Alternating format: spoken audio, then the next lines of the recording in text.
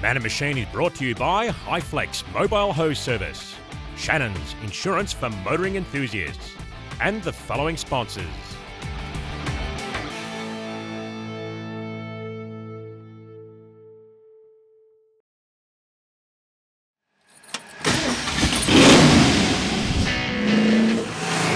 Yeah, baby!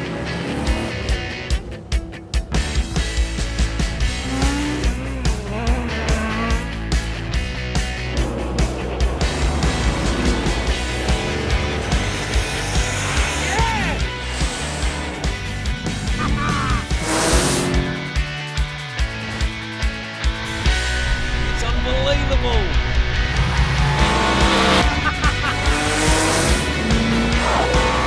Now we're talking. Welcome back to Man and Machine. Now, we all have our car collections, and have we got an episode for you? G'day, Glenn. Come on in, mate. Thanks, Chris. Let's do it. So tell me, Chris, where did it all start for you with cars? Basically, when I was 16, I think driving my mum's Statesman up and down the driveway. It was V8, and yeah, I was hooked. I ended up getting my own Statesman and started to do that up, and then we went drag racing for a while with my brother in a Topolino. After that, a friend of mine, Mario, used to run around the neighbourhood in his black hot rod, and I fell in love with that, and through him I purchased my own hot rod, which was a 34 coupe, and then built my Roadster, and since then I sort of caught a bit of a disease called black and chrome.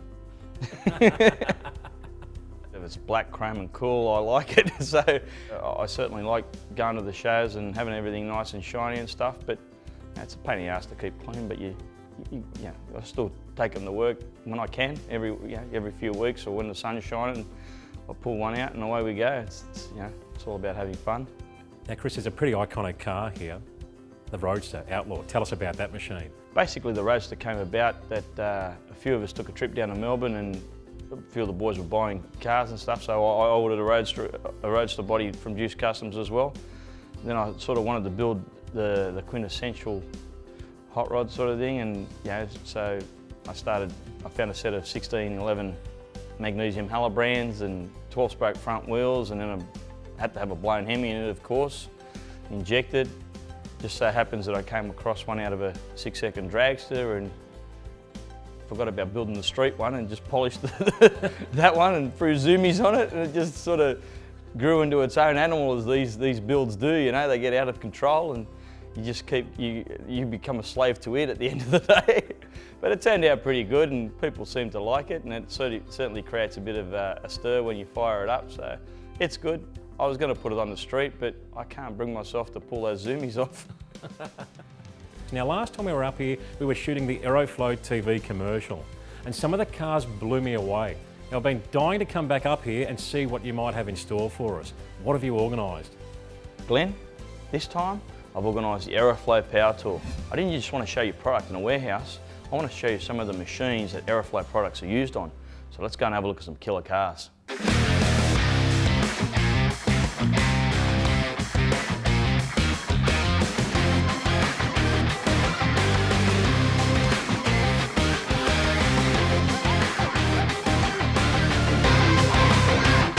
Chris, you've got a couple of killer Camaros here. Tell us about them. Yeah, I've got a bit of a soft spot for 69 Camaros. This one's a nice black RSSS, done pro touring style. It's got the intro wheels, 427 Leigenfelder LS in it, with a Magnuson supercharger on top, just for a little bit of extra, It's running quite a bit of the Aeroflow stuff on the engine, full red leather interior, just a nice street cruiser. Now, the pro touring theme is pretty popular these days, isn't it? It's effectively an early car with a lot of modern technology put in them, isn't it? Yeah, we all like the modern, air conditioning. It's got to drive properly, steer properly, and stop properly. More importantly, you want to have the power there to go, but you've got to make it stop at the end of it. This Camaro looks like it's got a bit of a bad attitude. Tell us about it. Yeah, this one's a big block 69. It belongs to a friend of mine, Daniel. It's been in here the last week. We've just done a bit of an overhauling on it. Started with door trims. We've probably spent the last week up until 2 o'clock every morning redoing the whole engine bay and prettying it right up so that it was worthy of Man of Machine when they came out. Well, it looks worthy to me. Yeah. No, we threw a bunch of Aeroflow stuff all over it, and yeah, it looks killer. So it's a pretty serious engine. Yeah, it's tough. It's got a Tremec 5-speed in it and TCI rear end, so it keeps up. You know, again, the whole plenty of power, wheelwoods all around to make sure it stops properly, but it still looks killer, and you know, you can take it to a show and be quite happy to be amongst it. And there's definitely no holding back with the size of that cowl hood. It's huge. No, it's up there. He loves it. You see this thing in your rear view mirror, you know you're going to be in a bit of trouble, I reckon. Yeah, it adds to the mean look of the whole car, you know, the stance, the cowl hood, it means business. Pretty serious looking rod you've got here, Chris. Yeah, Glenn, this one is probably where it all started. This was the first hot rod. It used to be orange. We probably rebuilt it about 10 years ago and put the blower on it, but yeah, it's blown air conditioning. Just a nice, again, cruiser. We toned it down so that it can be, you know, driven any day of the week to the shops, whatever you want to do. Toned it down. Yeah, it was making a Look bit. at the size of the blower on it. It was hunting a bit at the beginning, you know. We just needed to calm it down so it's not a problem to drive anywhere, and it'd probably run a 10 if you turned it up again, but. But air conditioning as well too, mate. You've really got the best of both worlds there. Yeah, well, like I said, I like my mod cons in my cars, and it was a bit of a struggle getting it all in the little engine bay, but we jammed it all in there. So tell us a bit more about the power plant itself. Small block Chevy? Yep. Started with a world block, stroked out to 427, and then put the 671 on top, twin demons. So it made, I think, 700 and something on the dyno. Wow, that'd be a pretty serious bit of kit in a car of this weight. Once or twice a week we go to work with it and have a bit of fun, you know. That's what I call having fun. 67 fastback Mustang, an iconic shape. Absolutely, mate. One of the most beautiful Fords, but yeah, again, I had one before. I had to sell it to buy my house. So when the time was right, this one came up, and I thought, yeah, it's blown, so it matches the rest of it. It's black, and it matches the rest of the fleet. So, you know, there's some plans for this one in the future, but at the moment, I'm just happy cruising it the way it is, and yeah, again, it's a good, nice daily driver. You certainly love your superchargers. Yeah, it's a bit of a theme. The black and chrome blown. Black, chrome and blown.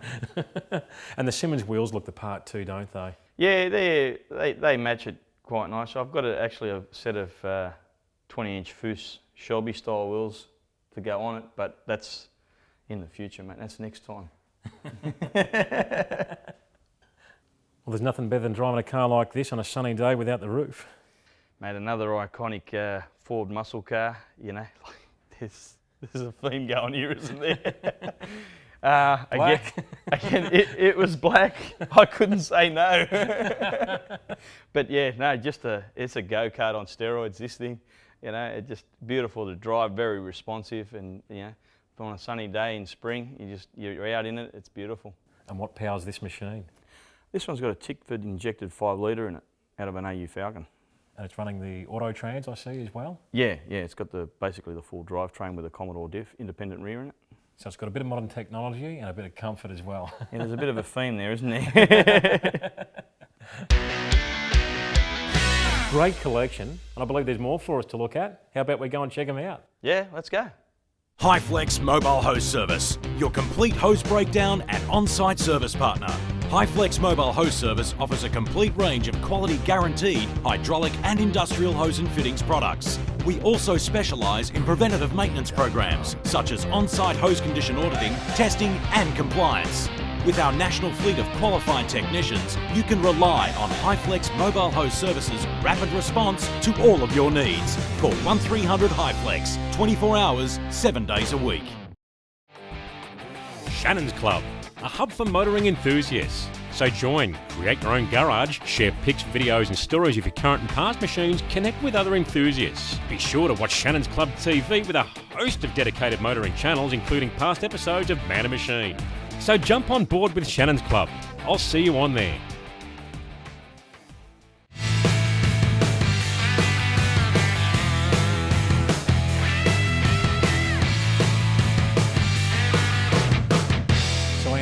tell us about Outcast. What do you do here?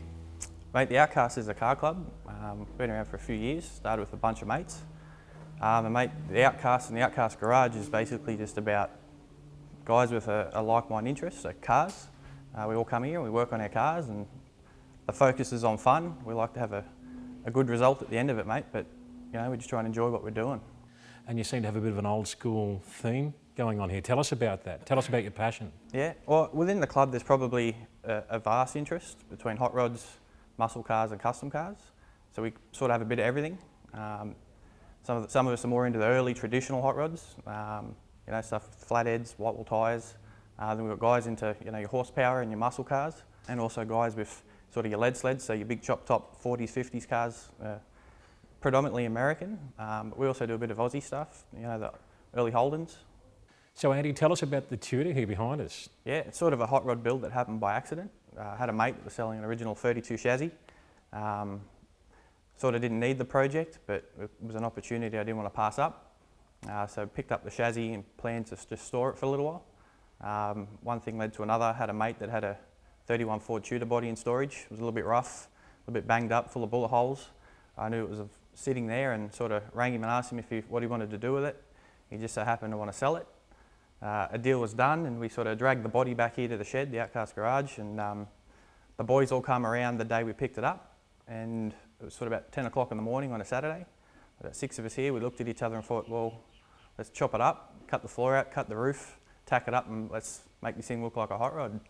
That happened all in the one day, and we sort of had a joke about there's a run coming up about 3 months out, 2 months out. We said it'd be cool to take this there and be able to drive it. Next minute, all the boys just started rocking up every Thursday night and every weekend to pitch in. And 2-3 months later, that's the result. And it's not a finished car, but it runs and drives, and we're having fun in it. And she's got the iconic flathead. Yeah, it's got the early. It's actually got an upgraded flathead from a 32, but it's all 1940s period correct. Tell us about what you like best about Outcast, what you do here, the theme.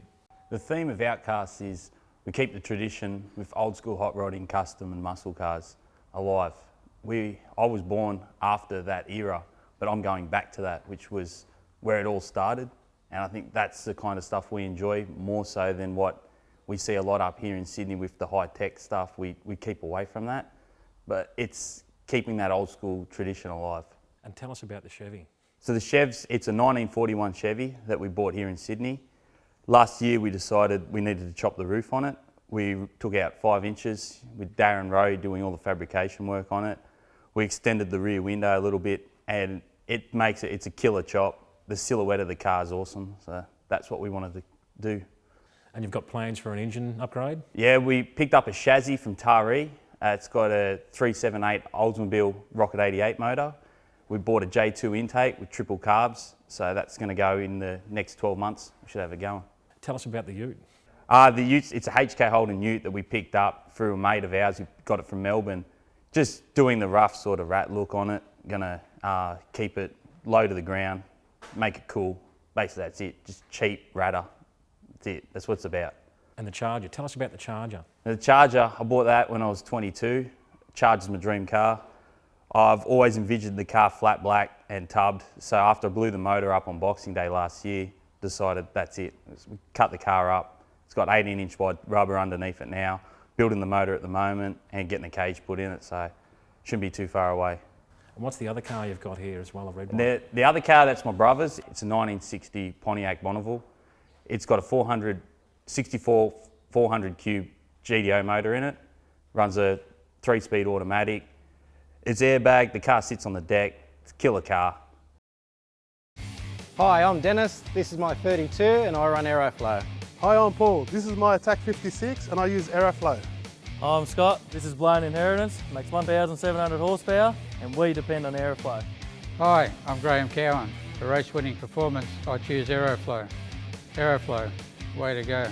Aeroflow, manufacturers of professional hose, fittings and a whole range of performance products to suit your vehicle. To download the latest Aeroflow catalogue, go to aeroflowperformance.com. Proud supporters of the Aeroflow Outlaw Nitro Funny Cars.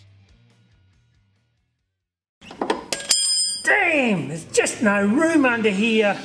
There's no need to do this anymore when you can buy a Tough Lift hoist starting from only $24.50. With over 20 models in their range, including 2-post, 4-post, scissor lift, motorcycle and truck. They're great for storage too. All Tough Lift hoists have Australian standard certification and WorkSafe design registration. With an impressive warranty, in-house technical support and installation options Australia-wide, what are you waiting for? Check out toughlift.com.au. I love my Tough Lift.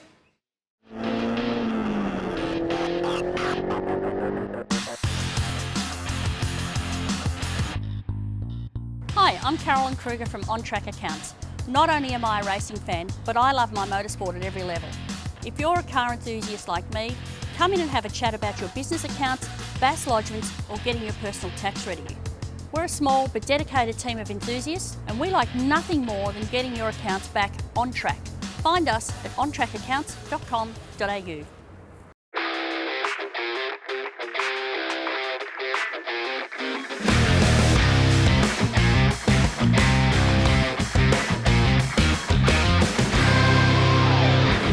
Well, here's the man himself, Paul Sant. Paul, I've heard a lot about you. Tell us about this machine here. It's a 1957 Buick Special. Yeah, it's a custom airbag, 24s, big block Chev. It's a pretty killer cruiser. Mate, I can't believe how low this thing sits. Surely you wouldn't drive it like that. Well, no, it'd be nice to, but yeah, hence the airbags. Paul, I see you've got your very own Mini-Me here with you today. Yes, I do. I've got a couple of boys and they both love cars as much as we do. Awesome. Yep. Well, how about we check out some more of your builds? Yeah, let's do it. Paul, this car looks very familiar. It's actually one of the cars that was used on the Aeroflow TV commercial. That's correct, yep. Tell us about this machine. She's a beast. Yep, it's a 1956 Chev. It's got a twin turbo big block in it. Soon to be running, hopefully make about 2,500 horsepower is the plan, and be street driven.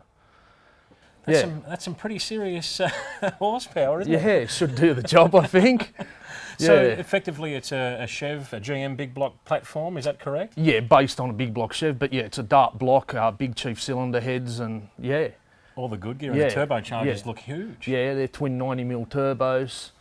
Intercooler's just massive and should be a tough street car. And I would imagine the drivetrain would have to be fairly stout. Yeah, it's turbo 400, sheet metal 9-inch with 40 spline axles. It's got massive Harrop brakes and 20-inch rims and stuff. I think it's a whole package. Hopefully. And the build quality of the car is spectacular. How long did it take to build? This car's been in the build for 13 years. Wow. Yeah, so obviously a lot of money and family commitments in between for the owner, and yeah, we're going to get there. Hopefully this year it'll be at someone that's pulling numbers on the dyno. Well, I love an XY, Paul, and this is an XY with a bit of a twist. Tell us all about it. Yeah, we tried to build something a little bit different with this car. Powered by a 572 Hemi with an 871. With a soft tune, makes about 1,000 horsepower and gets driven everywhere. Tell us about the build. How long did this one take to build? This one took about 2 years to build, from start to finish. Customer just wanted a tough street car, wanted a blown Windsor at first, and convinced him to do something a bit different. Oh, absolutely, with that engine platform. I mean, most people would say, gee, you haven't gone with a Ford combo. I mean, if you put a GM engine in it, you might get a few complaints, but for some reason, the old Hemi, it's accepted, isn't it? It's such a generalised engine. It's a very universal engine. I don't think it's classed as a Chrysler, it's just classed as a Hemi and acceptable by hot rodders, street machiners, anybody in general. Well, the drag racing history, you can't deny that, can you, really, That's at the end it. of the day? It's the engine of all engines. And is this a car that gets driven much? Yeah, it gets driven quite a bit actually, and that's what it was built for, even though it's showy, but it is a street car. Honey, what are you doing out there? Waiting on the next super blowout 3-day only mega sale. You don't need a sale, you need MPD. NPD's everyday prices are competitive, and our huge in-stock inventory and dedicated export department allows orders to arrive fast to Australia. National Parts Depot has quality parts for Mustang, Camaro, Chevelle, GTO, Firebird, Ford, and Chevy truck. Go online or email export@npdlink.com. Working beats waiting.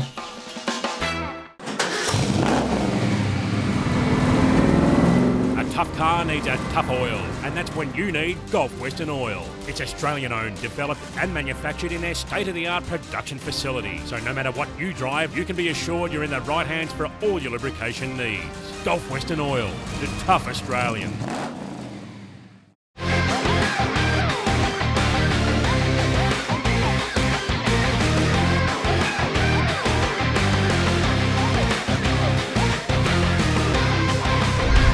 We've got another killer collection for you. We're with Mick here, the owner. Mick, 68 Dodge Charger. What a car. Tell us about this machine.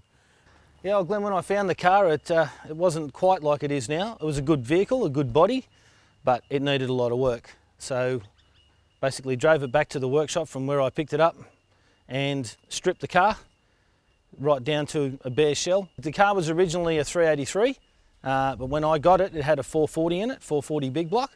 We bought it and just left the original stroke in it, so it's 446 cubes now. You've got the black Aeroflow in the engine bay there, looks magnificent. I didn't want to do it all chrome and shiny. I wanted to do it all black. Stealth. Stealth, yeah. I wanted something that wasn't open the bonnet and all in your face with chrome. Mick, we've got another Mopar machine here, mate. Give us a rundown. Yeah, it's a 71 Dodge Demon, Glenn. There's not many of these in the country. I've seen 2 others. And when I got the car, it had a 446 pack in it, so we rebuilt that to 500 cubes, roller cam and a single 4-barrel rather than the 6-pack.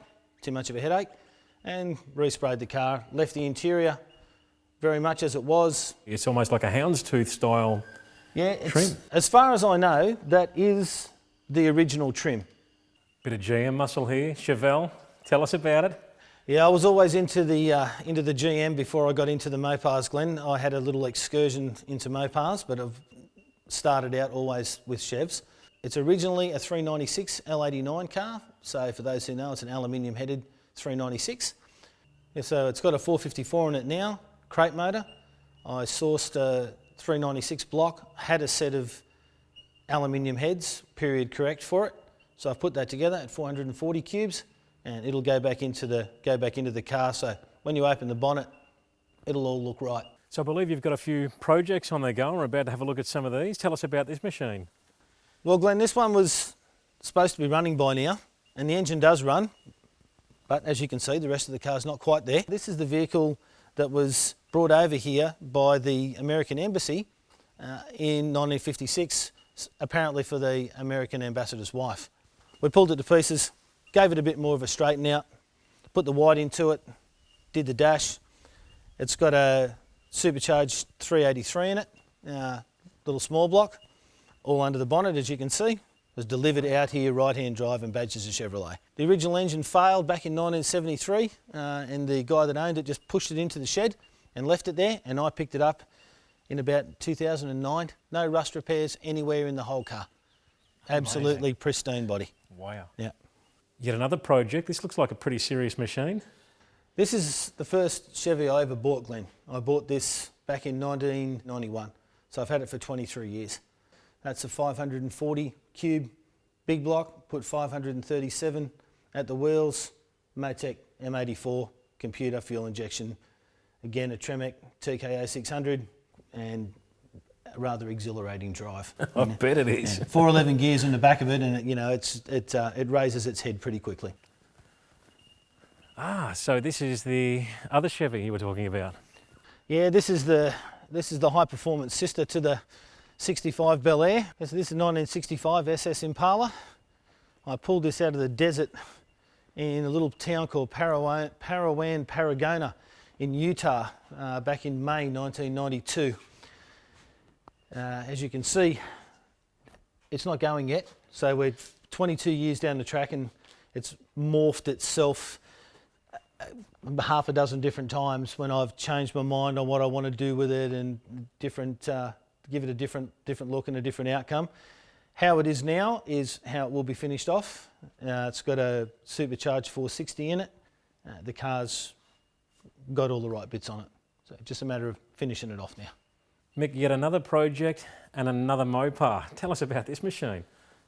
This one, Glenn, this is a original 1969 Dodge Super B. It was originally a 383 in this car. It's got a 500 cube Indy headed wedge motor in it now. It's a tough car. Makes about 640 at the flywheel. So it goes. How they managed to pull them up when they had conventional tyres on them, and 400 plus horsepower, I have no idea. It was all about engines back then, wasn't it? And Chrysler built a great engine too, didn't they? They did. Even with the 383 in it, this car would have been very quick in its day on a set of 195 conventional tyres. It would have been a handful. This is an original 4-speed car, original manual car. I've taken it had 444 gears in it when I bought it. Wow. And I asked them to... Tyre shredder. Yeah, tyre shredder, yeah. So we'll buff it and put it back together again when we've finished doing the bonnet, and it'll be another day when the engine comes out and the whole thing is done properly. But it's a good driver now, and I want to drive it around. So I would too. Yeah. Well, I'm sure you'll agree we've seen a fantastic selection of cars in this episode. It's absolutely blown me away. You just don't know how many cars are out there hidden away in sheds. You know what? I'm glad there is. Anyway, we'll see you next time on Man and Machine. Next episode of Man and Machine, the Aeroflow Power Tour continues. But this time our destination is Sydney Dragway. If it's tyre smoking, nitro burning action you're looking for, have we got an episode for you. This one will blow your socks off.